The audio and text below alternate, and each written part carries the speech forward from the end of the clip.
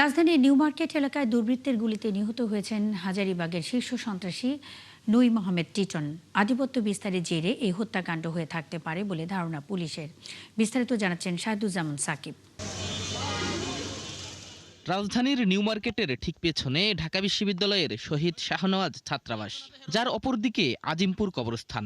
মাঝামাঝি স্থান বটতলায় সন্ধ্যা ৭টা ৫০ বেশ কয়েক রাউন্ড গুলির শব্দ শোনা যায়।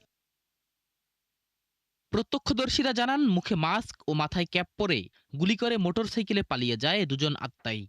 ৮ রাউন্ড টোটাল গুলি করছে, ৬ রাউন্ড গেছে হলে মিস, ২ রাউন্ড হলে গুলি একটা লাগছে মাথায়, একটা লাগছে বুকে। যখন মাথাটা লাগছে হাত দিচ্ছে না, এদিকে জন করছে, এখানে পড়ছে। গুলিবিদ্ধ ব্যক্তিকে ঢাকা মেডিকেলে নেওয়া হলে তাকে মৃত ঘোষণা করেন চিকিৎসক।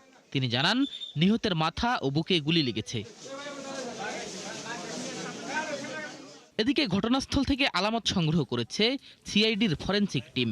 পুলিশের ধারণা, আধিপত্য বিস্তারকে কেন্দ্র করে এই ঘটনা।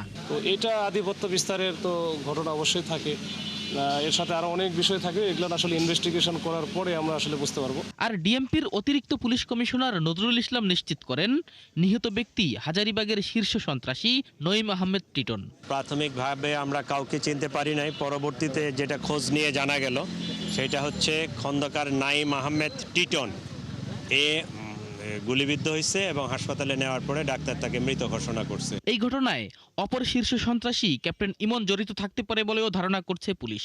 আন্ডারওয়ার্ল্ড তাদের লেভেলেই কেউ না কেউ এই ঘটনা ঘটাইছে, এটা এখনো ডিটেকশন আমরা করতে পারি নাই, এটা যে তদন্ত সাপেক্ষে বাইরে হবে। ২০০১ সালে স্বরাষ্ট্র মন্ত্রণালয়ের প্রকাশিত শীর্ষ ২৩ সন্ত্রাসীর তালিকায় দ্বিতীয় অবস্থানে ছিলেন হাজারীবাগের শীর্ষ সন্ত্রাসী নঈম আহমেদ টিটন।